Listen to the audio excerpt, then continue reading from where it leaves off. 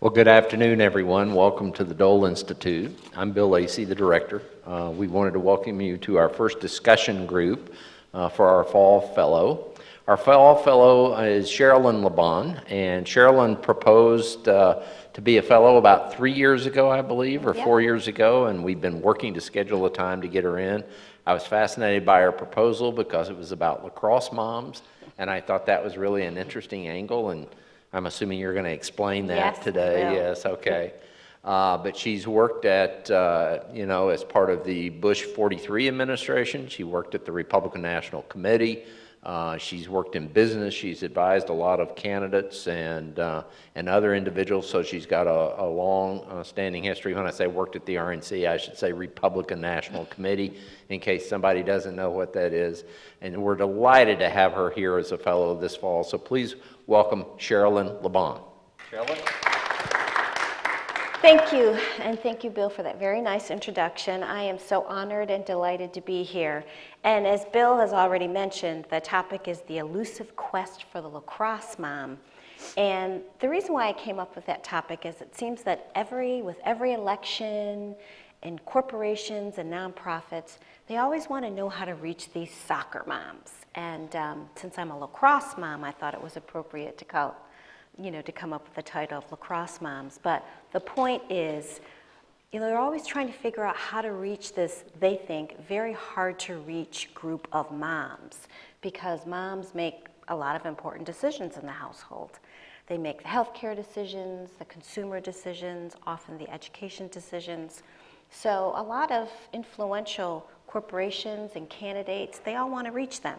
So I thought it would be interesting to explore a discussion group series that brought in speakers and people that could address this. How do these entities reach young women? How do they reach moms? How do they reach, millennial women? So as our first speaker today to kick off the discussion group series, we have Sarah Bruno. And Sarah is with PLEN, Public Leadership Education Network in Washington, D.C. And Sarah provides, as the executive director, she provides program and administrative oversight to the organization. And prior to Plenn, Sarah consulted with several nonprofit organizations to help them improve their operations and fundraising strategies. Sarah also has a background in fundraising. As you can imagine, in D.C., that's pretty important. And before coming to Washington, Sarah worked as a development coordinator at the Boston Area Rape Crisis Center in Massachusetts. She's a lifelong feminist and longtime advocate for social justice. She has a master's degree in social work from Boston University and a BA in anthropology with the Women's Studies concentration from Haverford College. In her free time, Sarah volunteers with various other organizations and political campaigns, and she sings with the congressional chorus, which is very well known in Washington, D.C. She grew up in New Hampshire and is a die-hard Red Sox fan, and she's the proud mother of a 1.5-year-old, pit bull named Dory. Welcome, Sarah Bruno. Thanks, Cherylyn. Before we kick it off, I just want to talk a little bit about Plenn and talk about some of the seminars that they provide in Washington. It's a really interesting group, and it provides a lot of guidance and insight to young women, which of course is important for this discussion group. Some of the Plenn seminars are women, law, and legal advocacy, women in corporate and nonprofit leadership, women in STEM policy. We hear a lot about STEM. I think everybody knows what that is. Women in public policy, women in Congress, and women in global policy. So Sarah and I thought we'd kick it off by talking about some of what I would call like the best practices when Sarah is putting together a seminar for young women and students that are coming from all over the country. And what we mean by best practices are what are the issues and the questions and the interests of young women, and what are they most passionate about? And one of those issues is mentorship. And we hear people talk about mentorship, but it's a very important issue for young women. So Sarah, let's talk a little bit about that and the role of mentorship and how important it is in your Plenn seminars. Sure. Thank you so much for having me here. It's great to be here. This is my first time in Kansas, actually. Plenn, just to give a little background about the Plenn seminars, that our whole goal is to bring more women into public policy leadership roles. So we do that by focusing on college women, and we bring them to DC for these seminars that Cherylyn mentioned. And in terms of, a lot of women who come are sort of looking for what they want. They know what they want to do. They want to do policy, right? But what does that actually mean? And so what Plenn does is we kind of help them to figure that out. And we do that by both giving them the skills. We help build their confidence. We help them network with other women. And that kind of leads into what a lot of them are craving, which is mentorship. And, a lot of women come to DC, it's their first time there, and they really don't know what they want to do. And they don't even know the possibilities of what's, if I want to do policy, well, does that mean I want to be a lawyer at the Department of Justice? Does that mean I want to be a lobbyist for a corporation? Does that mean I want to be a leader at a nonprofit? It could mean a lot of things, and what Plenn does is really help them figure out and hone what they want to do. And a lot of that, we do that through helping them find mentors. A lot of mentors are women in Washington who have done this work for a long time and are ready to give back to women that, a woman along the way has helped them find a job, and now they want to kind of reach behind them and bring up the next generation. So we really kind of help make those connections. So here's a question for you. When we think of mentorship, I think the mentors have an idea, but the mentees might have another idea. What does that look like? Yeah, so it's interesting. I think, a lot of times women come and think that they're going to have a mentor that's very, I want to meet with my mentor once a week, or have a 2-hour block of time where they can tell me exactly what to do with my life. Well, that's not really how it works, right? So we were actually just talking a little earlier today about how, a lot of times women have a lot going on in their lives. I mean, men do too. Everyone has a lot going on. And so mentorship can take a lot of different forms. Sometimes, at Plenn, sometimes a mentor relationship may be, for each of our seminars, we do a networking reception where we set up young women to talk to leaders that are in the community, and that these women have jobs that these younger women may want someday. And they come to this reception and they talk to each other maybe for 5 minutes, maybe for 10 minutes. And sometimes that connection right there is a mentorship opportunity, which is fantastic. And that can be enough for that woman to say, you know what? This woman that just told me what she does, this is what I want to do. And I think sometimes we think about mentorship being this very involved process, but you can mentor a young person if you talk to them for 5 minutes sometimes. So basically what you're saying is that the mentor-mentee relationship can really take on any form. It can, yeah. But do you have thoughts on what would be your ideal mentor-mentee relationship in all your years of doing this? Do you have any thoughts about that? Well, I will say, I think, for one, that sometimes you think that you only need one mentor. Well, you need a lot of mentors. I personally have had several in my life, depending on what stage I'm at. And sometimes I think the most helpful kind of mentors I've had are people that are willing to take some time out of their own personal schedules to talk to me, and also to be honest and really to kind of, bring in kind of a holistic view of what their life has been, whether that's the career advice, that's personal advice, that's, what to do to take care of yourself if you're stressed out. I think those are really important things, especially in Washington, people who work really long hours.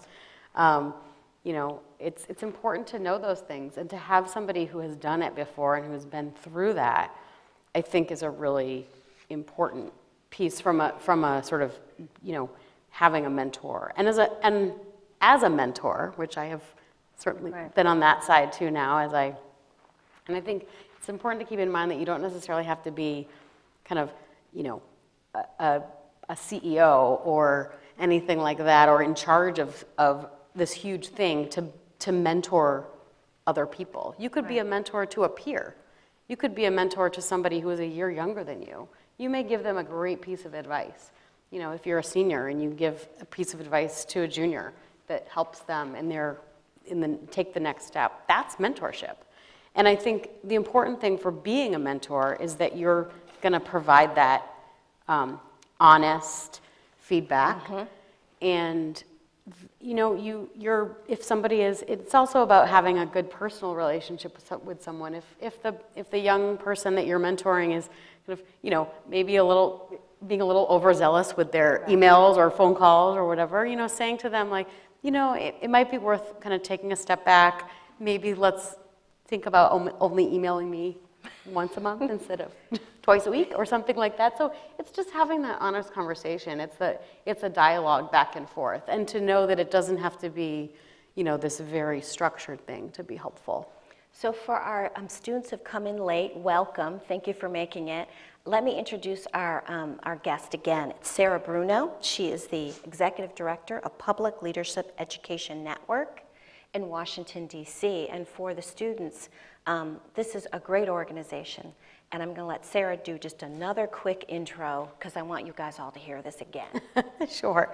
So Plenn, it stands for Public Leadership Education Network. The whole goal of the organization is to get more women into public policy leadership roles.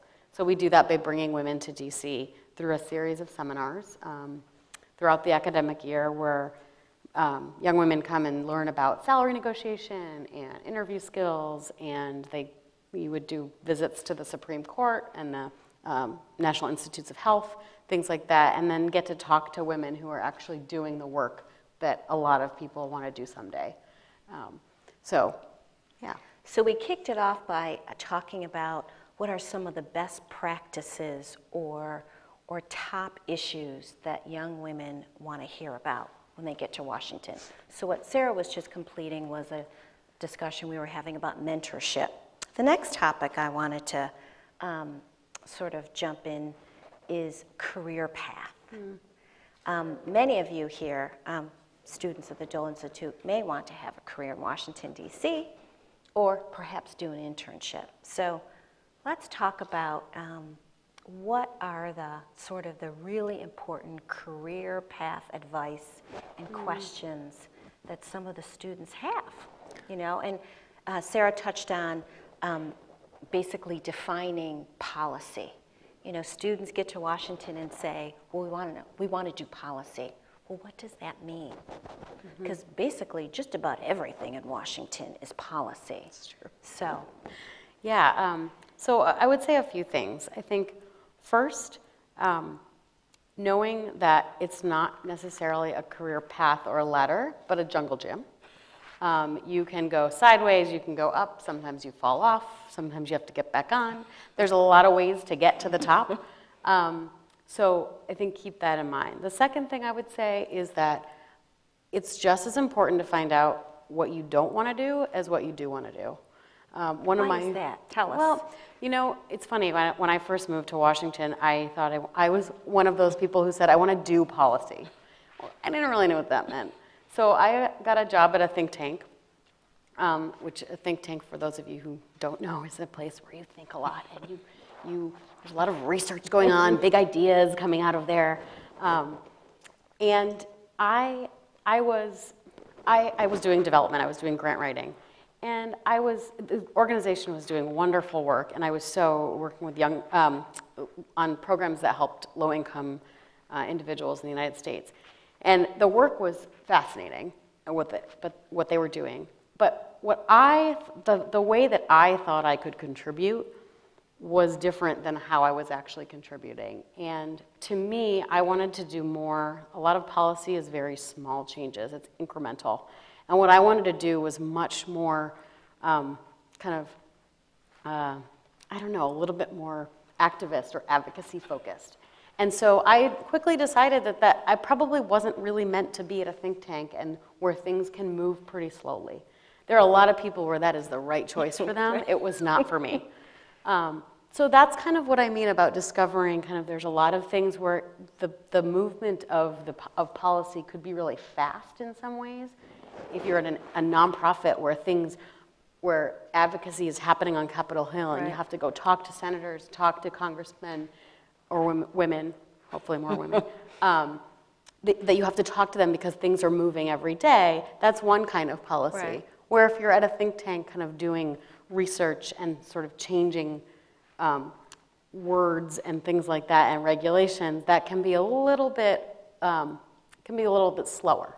Right. And so I think it's thinking about those things, like what kind of person are you? Do you like to kind of have a quick moving thing? What kind of hours do you like? Are you somebody who wants to be at work until, at all 24, you might want to pull an all-nighter at night. We were talking earlier about, a lot of corporate law firms. If you're a partner track at a law firm, you're going to be working long hours. Right. That's just the way it is. And the other thing we can talk about is Capitol Hill. There's a lot of long hours involved in Capitol Hill. I know a lot of students want to go and work for their representative or senator. Mm-hmm. Tell us, tell the students a little bit about that life and maybe some of the questions that some of your students have had about this life on Capitol Hill. Yeah, and that actually is a perfect segue because my other piece of advice is to don't be afraid to be the person that is making the photocopies. Do what you need to do to start. You may have to start at the bottom, but if you are the person that is doing a really good job making those photocopies or filing those papers, you're going to be, and have a good attitude about it, people are going to notice, and people are going to promote you. And that's a lot of what happens on Capitol Hill is that you have to take an internship. Sometimes it's unpaid, or a very, very low-paid job. But if you show that you can do that and you're willing to do anything that they need you to do, you're going to get promoted and you're going to move your way up. And the nice thing about Capitol Hill is you move up pretty fast. You do. And if you go there, you will see that pretty much this country is run by 25-year-olds. There are people that are literally making policy that have had, a year of experience, and they're the press secretary for, a senator from their home state. Right. So it is really it's fast-paced. There's not a lot of, if there's votes at 10 o'clock at night, you are there at 10 o'clock at night. Right. A lot of it is kind of learning to speak for in someone else's voice. Mm-hmm. So you learn quickly what your member of Congress that you're working for, how they talk and what their response to things would be. And that's kind of a lot of what you have to learn. It's not a lot of kind of, I've actually never worked on Capitol Hill, but I know a lot of people who have. And a lot of it is kind of learning how to speak in your member's voice. Writing speeches and floor statements. Keeping along with the career path advice, Plenn offers amazing seminars. Can you tell us some of the jobs and sort of the policy jobs that may come out of, for example, the Women in Global Policy? We know women in Congress, women in corporate and nonprofit leadership. I know you've mentioned a little bit about there's sort of action-oriented nonprofits and maybe the think tanks, but maybe some of the other policy jobs that may arise out of some of the seminars that Plenn does, and the various types of women and their different backgrounds that you bring together in Plenn.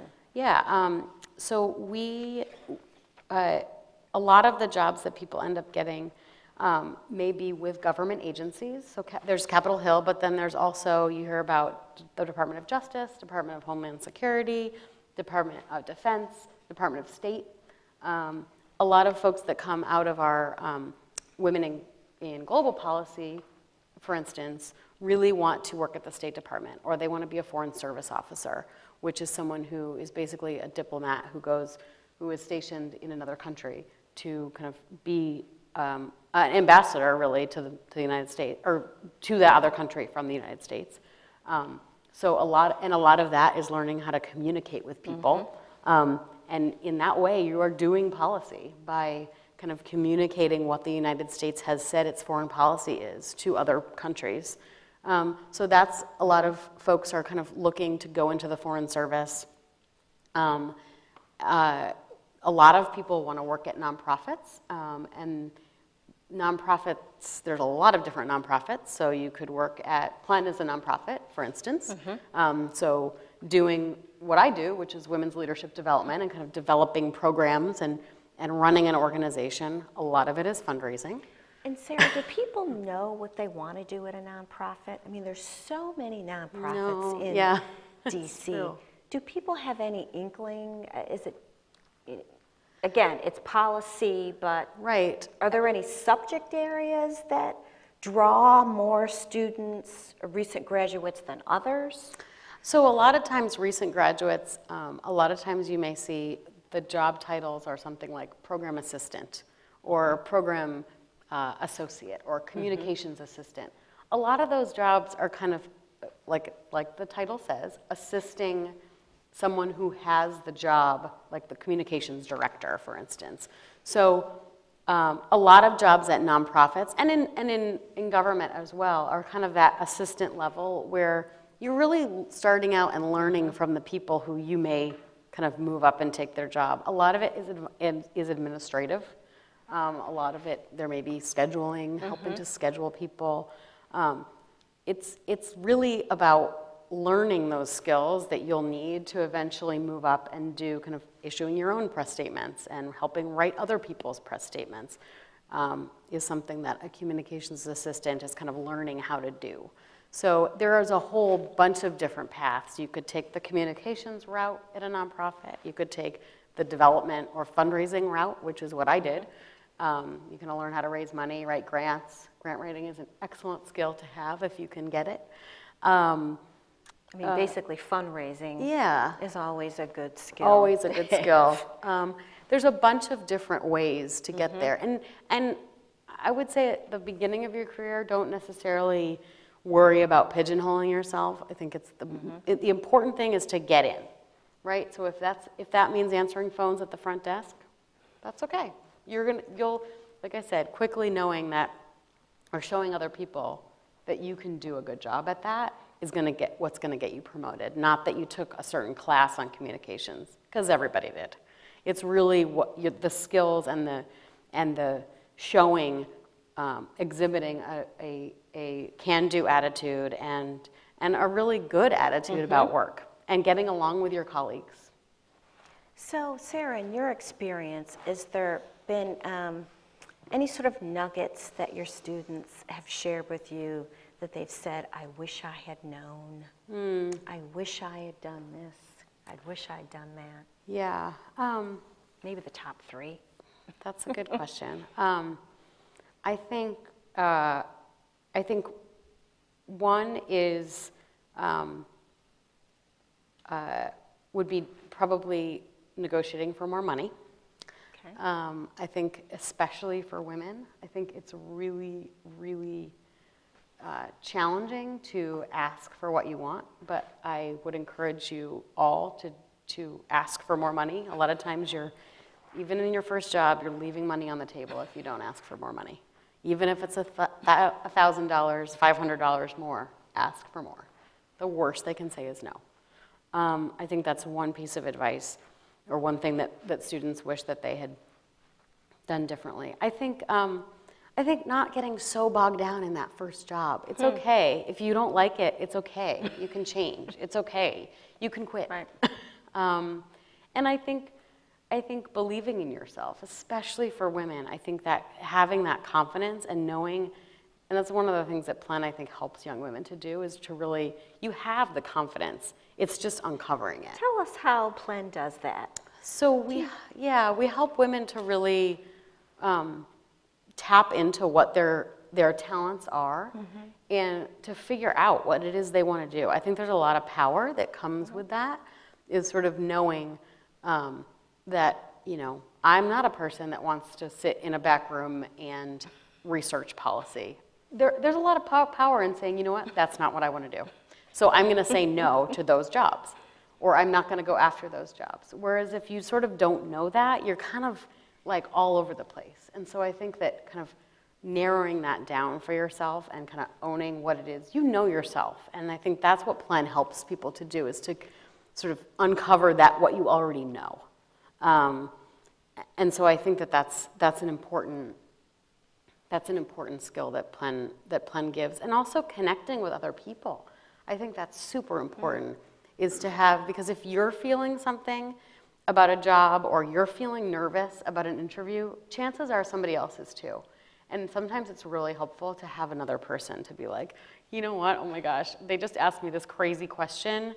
Like, I don't think I answered it very well. And then you can say that to somebody and they can say, no, that's actually a great answer. Like, or here's how I would have maybe answered it differently. So almost role playing a little bit, right? Yeah, and having, your peers to kind of help you along in this process. And I think especially, that is one thing I will say, is to take advantage of, one thing I have learned along the way is to take advantage of, is to make friends. Your friends and your peers, if you look around, this room or any room that you're in, especially in DC, chances are that those people you're gonna run into them again. And in DC, it's a very small town, and so you end up kind of seeing the same people over and over again.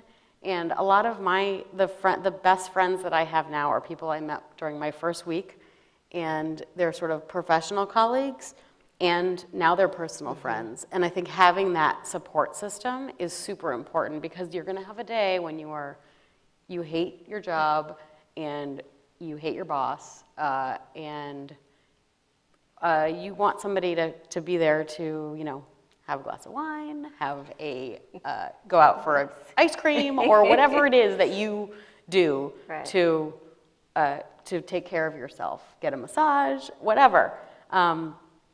And you need that. And you also need them for the good days too, right? Yeah. So you need somebody to say, like, I just had an awesome interview and I know I nailed it, and to go celebrate with. And that's really important too.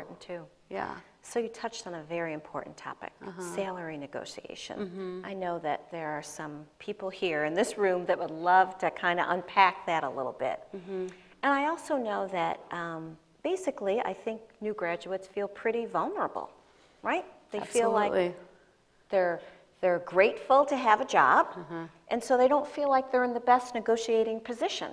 But I know Plenn feels differently. Yes. Let's unpack that a little bit and walk through, the advice that you give the students on salary negotiation, even when they feel like they're not in the best position to do that, right? So first I would say that knowledge is power. So your first step needs to be to figure out what it is that other people in that position are making. There's lots of ways to do that. There's lots of resources out there that you can, if you just Google, salary, what salary should I be making in Washington? Like you can find, there's a whole bunch of different surveys out there. And then there's also, you probably use this all the time, GuideStar. Yep. Which, GuideStar gives you the tax returns of a lot of different, especially for nonprofits. It will tell you if you look at their tax returns, you can see how much the highest person at that organization is making.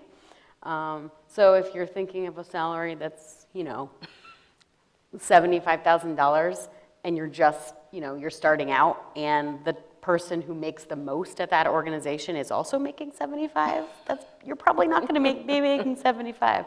So it's a little bit of common sense. Ask around. You don't have to, if you have an informational interview with people, say to them, you don't have to ask them what they make, but say, what would a entry-level person at your company expect to make?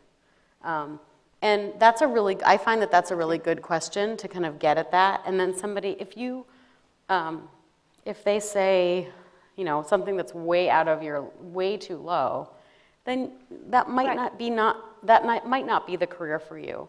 And second, I would say, make sure you know what you need to make. So I often say to people, think of your kind of a sort of aspirational number. So something where a number where you would be jumping out of your chair so excited, you would want to say yes on the spot to them if they offered you this amount of money. That's your aspirational number. Then you kind of think of the bottom where you might be like, okay, I can afford to live, but barely. Or like, this is the lowest I would be willing to take for this job. And then somewhere in the middle is kind of like that third number, which is probably closer to reality maybe. But you want to shoot for that aspirational number. And so, you know, kind of knowing that and having that in your head when you go into an interview, I think is going to help you. And Sarah, let me just interrupt here for a minute. Do you ask some of the students to even do a budget? Because, Absolutely. I mean, many of them will have some student loans, and you kind of need to figure out what your you know, base expenses will be. The loan payment, the rent, utilities, the phone bill. Yeah, and a lot of it, different cities are different, different costs of living. So, you know, Washington is really expensive. So it's knowing that. Right. And kind of, again, knowledge is power in salary negotiation. And that's also part of the salary negotiation. Thoughts when they're thinking about it. Are there any other tips that you think, you know, the research, the kind of knowing your own budget? I think, you know, if say you get this job offer that you're super, super excited about, I think don't say yes on the spot, because then you've just accepted at whatever amount that they've given you. If you say, I accept, I was hoping for a little bit more. You don't really you've given away that power at that point. So, you know, say thank you. I'm so excited about this offer. Can I go back and think about it? I really need to check with, great advice. You know, I need to check with my, I don't know, partner. I just need to think about it, whatever. You know, most employers will be totally fine with that. And then go back and, you know, ask your support networks, ask your friends, ask your parents, ask your partner, is this reasonable? What do you think and usually there are some exceptions to this, but especially in the nonprofit world, there is usually some room to negotiate. And that's, I mean, I will say, when I used to be, before I was at Plenn, I was the chief operating officer of an organization, and so I was doing all the hiring and firing. And one of the things that I always did when I offered jobs to people is, and I mean, this is not really a secret, but I would lowball people. I would, you know, I would offer them an entry-level salary, $2,000 less than I could afford, expecting, hoping that they would negotiate. And so if you don't ask for that extra money, you're leaving money on the table. Right. Sometimes sometimes people just do not have the budget. A lot of small nonprofits will say, this is what I can afford. And, you know, you kind of have to take them at their word. But so that brings to another question. So say a nonprofit says, this is it. This is our bottom line. This is the bottom line number here. There's no wiggle room. Is it possible to negotiate some other sort of benefits? Yeah, absolutely. I mean, okay, like let's say health care is included, which I think a number of nonprofits do tend to include that because they know that the salaries are a little lower. Right. What else can you negotiate? You could negotiate an extra week of vacation. You could negotiate, I wouldn't necessarily say this at first, but eventually you could negotiate some working from home, time working from home. You could negotiate other benefits like transit benefits or cell phone benefits, so they might give you some cash to pay for your data plan if you're going to be using your phone a lot. And some organizations already do that, but if they don't, that's one thing to ask for. Great. There's lots of different benefits. I mean, a benefits package for someone working at really any place, I mean, on the low end is you take your salary and, you know, 25% more for each person is what that organization is going to pay in benefits for you. So it's a big chunk of change. So it's worth something, Right. I guess my point. And what happens if it's absolutely, they give you the bottom line number, and it's just simply not enough? You have to kind of be willing to say no. I think that's, I think that's hard for people. It is hard for people.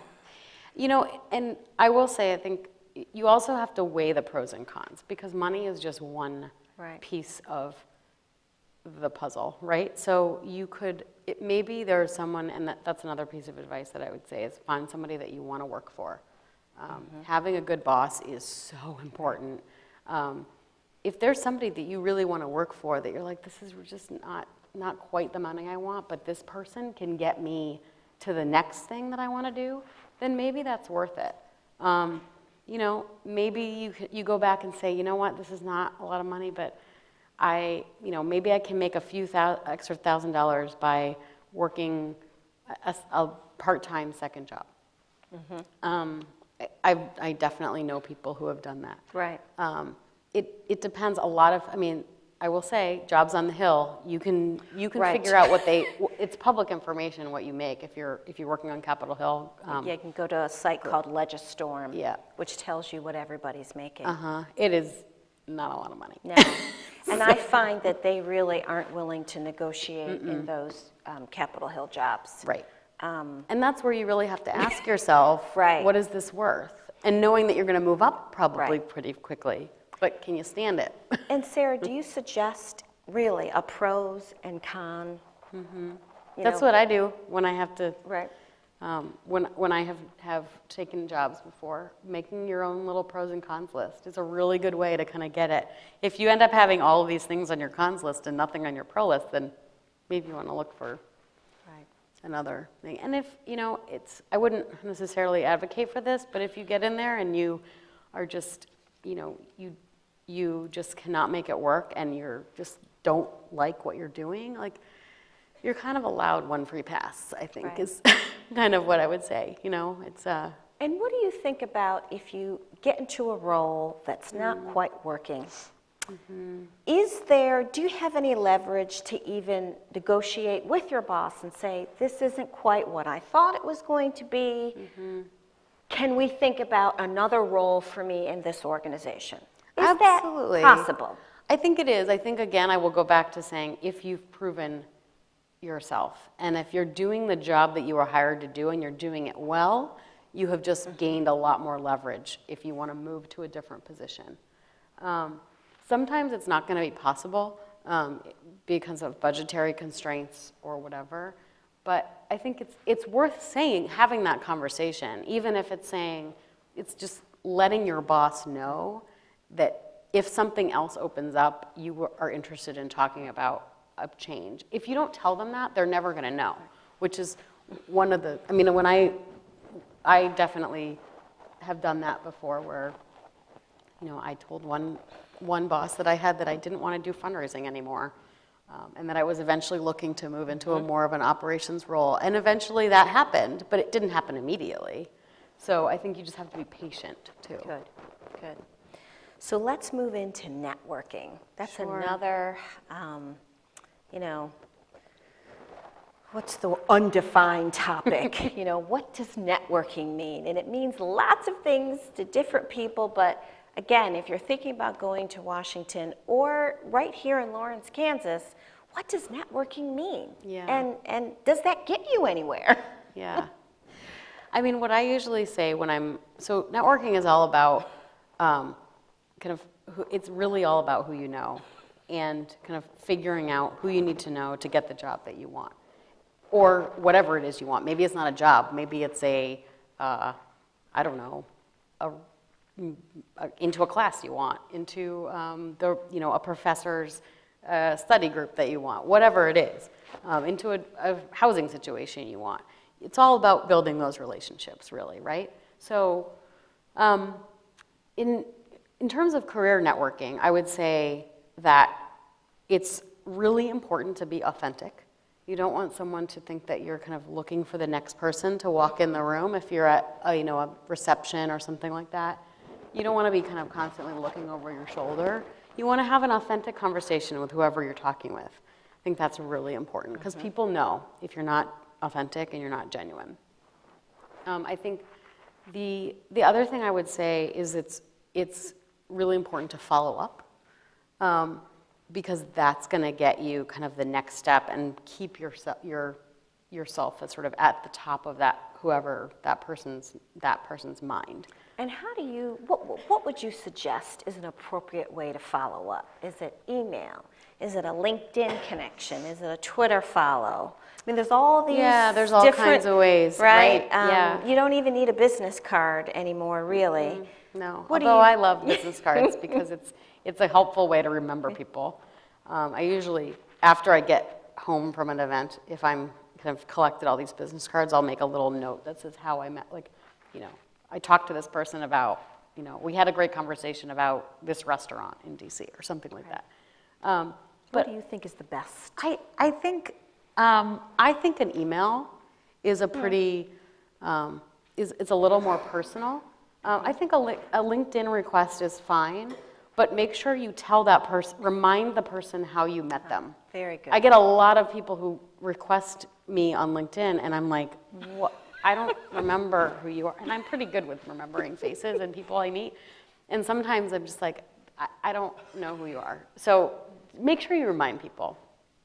I think that's probably the best. I think those two, email and a LinkedIn request, are probably the best type of follow-up. And keep in mind that when you're networking around jobs, you're not, I mean, you've met somebody for 5 minutes. They don't exactly know, they may not be able to speak to your sort of how you are in a work environment.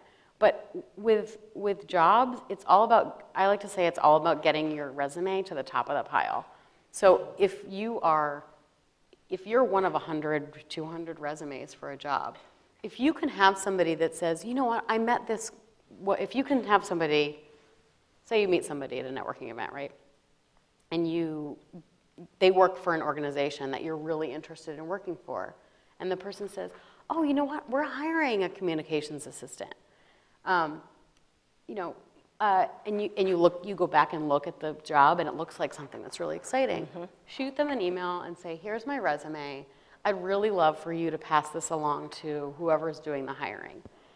If that email that they send to that person, you probably just got yourself, that was what got you the interview. Those personal connections are so important when it comes to getting interviews and you're going to prove yourself and that you're going to get the interview, and then that's up to you to sort of, prove yourself. But getting into that room is sometimes the hardest part. Good. Well, I think it's time to go into Q&A, and we can get more questions and discuss more about networking and salary negotiation and all that good stuff. So we want to open it up now.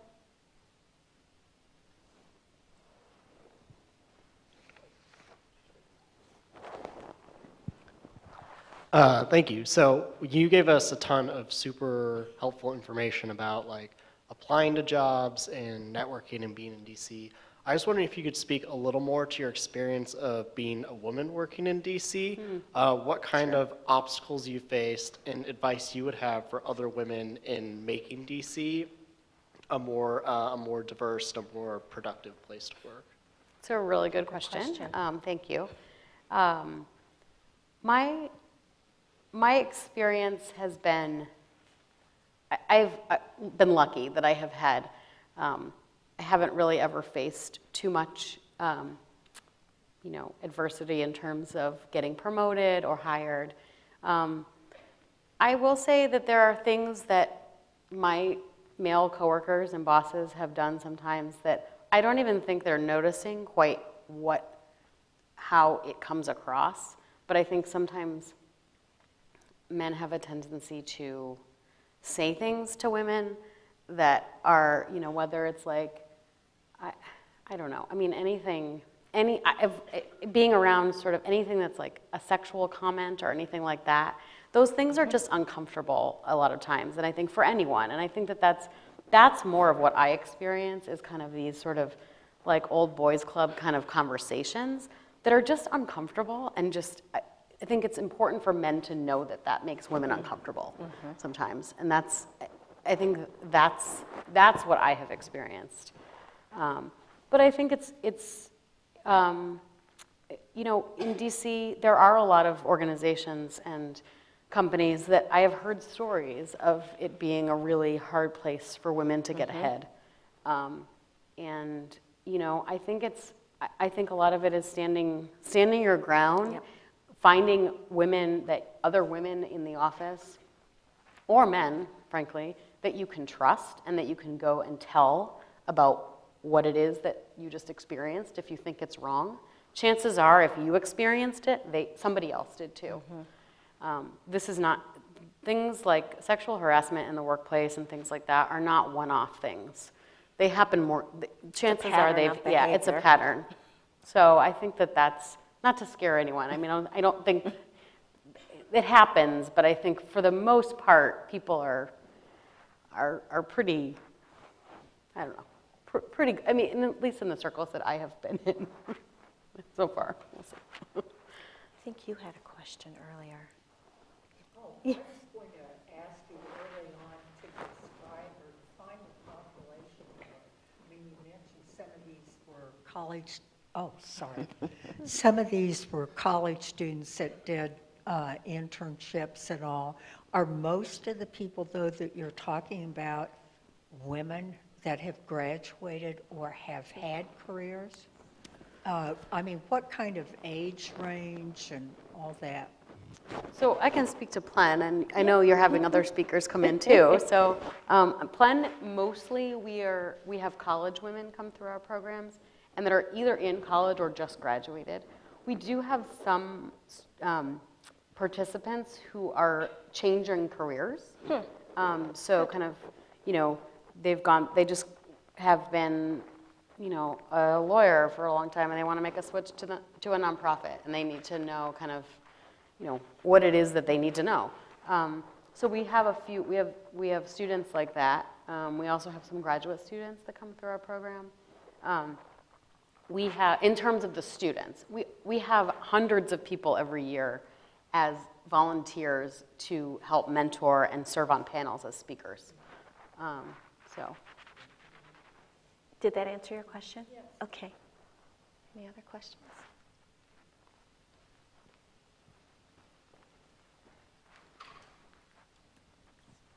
So I thought I wanted to do policy work at a think tank, but also recently discovered I think it's a little too slow and doesn't feel like I'm making a big picture impact right away. So I like the idea of doing something that feels like advocacy work, or I'm on the ground, but I don't really know what that looks like. Do you think that is, you know, being in DC, lobbying for a nonprofit, or I'm trying to figure out what other career paths are even out there, because that's the world I used to look at and really don't know where else to go. That's a good question. Well, it is a good question. So first, you should come to a Plenn seminar. We'll help you figure it out. No, I mean, I think there's a lot of options, you know? I mean, I would say have coffee with as many people as you can, even here, or ask, I'm kind of maybe telling the alumni office something they don't want to hear, but go to the alumni office here at KU and say, you know, who is in DC? Do you have a list of alumni that are in DC? And look at what they're doing.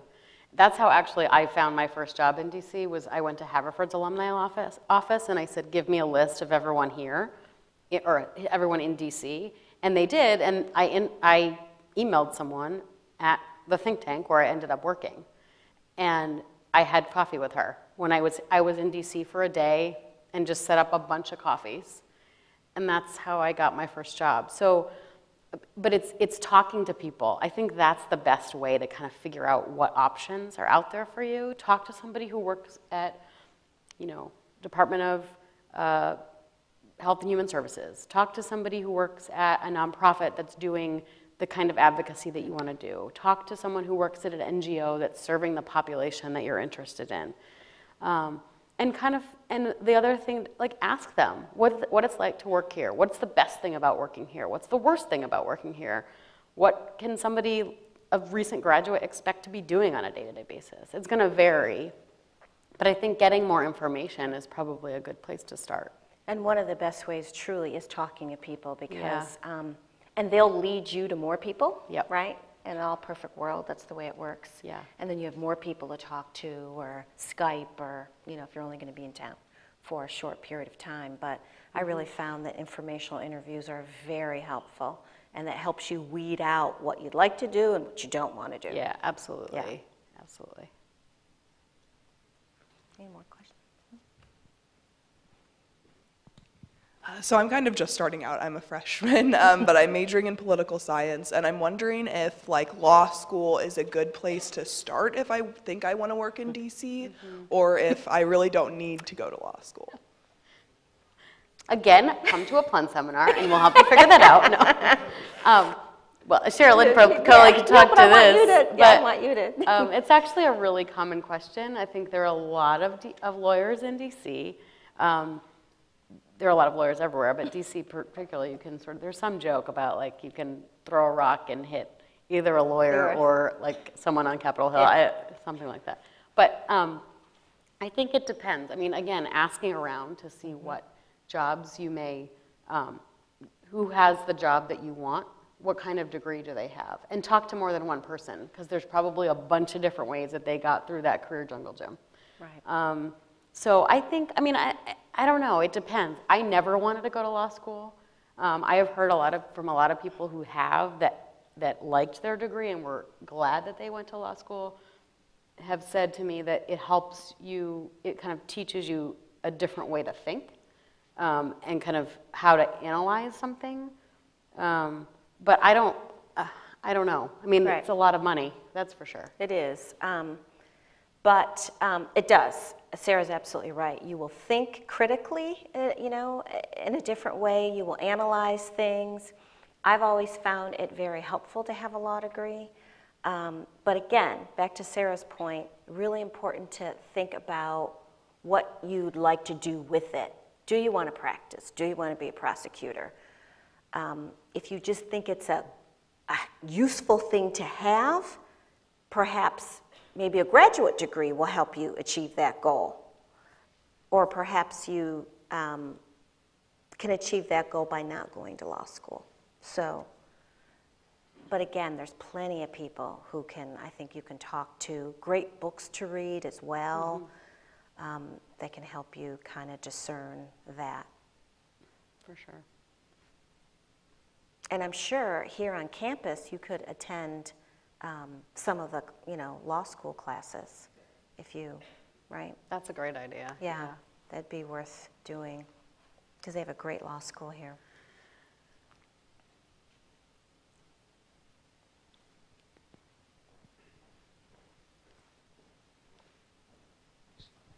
So I don't know if you have a ton of insight into this, but what do you think that an internship in DC would look like? Sort of like a summer internship?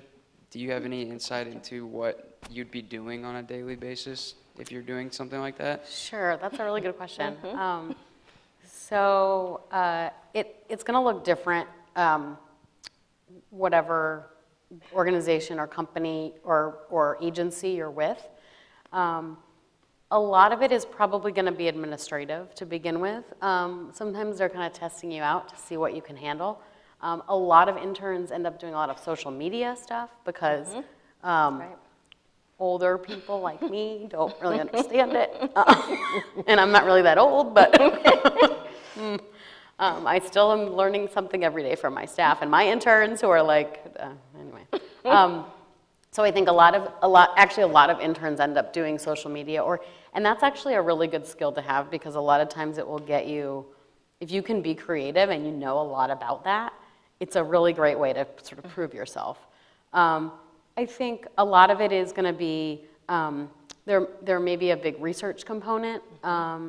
We have a lot of our interns, we do a lot of outreach to schools around the country, and so it may be, for our Women in Law seminar, it might be, to find all the pre-law programs and look for contacts at all of those programs and create a spreadsheet. Excel is a great skill to have. If you don't know it, you should learn it immediately. And probably PowerPoint. And right? PowerPoint. It's a lot of administrative stuff. It may be answering phones. On Capitol Hill, I know a lot of it is Capitol Hill is answering phones. answering phones. Responding to Constituent mail and Capitol on Hill. Capitol Hill, yeah. For me, for our office, a lot of it is maybe writing thank you notes to donors. So And that's a very good skill. Thank you notes. yeah. Boy, that's a lost art. Yes, absolutely. Thank you notes are really back to salary negotiations and job interviews. Yes. You know, a handwritten thank you note, boy, that really makes you stand out in a crowd. It really does. It does. So very few people do it, and I mean, often I think the default is to send a thank you email, which is very appropriate as well. But a handwritten thank you note, that's really makes you stand out in the crowd. Sorry Yeah. to hijack No, that. I think that's, I mean, like I said, it's going to vary. There's a lot of, another thing that a lot of sort of advocacy or think tank groups have their interns do is attend events. So go and like take notes at an event at, the Center for American Progress or the American Enterprise Institute. You may go to an event on the future of healthcare reform and just take notes and give them to your boss. Or hearings. Or hearings. If most of the hearings are streamed, are live streamed, some are not for whatever reason, but they may want you to go, even if it's live streamed. They still may want you to go and take notes, and you may be the one as the intern to have to hold the place. For example, during the Supreme Court, Gorsuch's nomination hearing, there were lots of interns that got there, I think probably at 7 a.m. to hold a spot. So things like that. Yeah. Yeah. If I may make a suggestion, I've been coming to things at the Dole Center a long time. And if you're interested in politics and working in Washington, D.C., you should join the Dole Group for Young People. I don't know the exact name right offhand, but I mean, they meet wonderful people, and I've seen several of them get really good jobs in Washington. So I would suggest that as a way to meet and learn a lot. Thank you for that.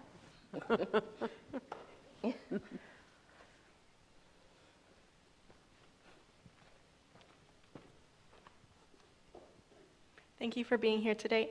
How would you answer, or how would you suggest that people answer the question, why are you the best candidate for the job? Oh, that's a good question. I mean, that's a hard question. I think talking about, here's what you shouldn't do, I think. Talk about all the classes that you've taken and how much knowledge you have about a certain topic. Because as I said earlier, that's not what you're going to be doing. What they want to know is how you are willing to do whatever needs to be done. You're a hard worker. You get along really well with people. You are a critical thinker, that you can you're a problem solver, that if there's something that you can't figure out, that you're going to try to come up with an answer before coming to someone with a problem. I think those are kind of that's what I look for. I would say the top one is that, there are so many demands on people's time that if you can come up with a solution and not yet be one other thing that they have to, right? Yeah. To figure out and take care of, that will go so far. Or even if you say to them, my job would be to, how to make your job easier. Absolutely. That's a really good answer.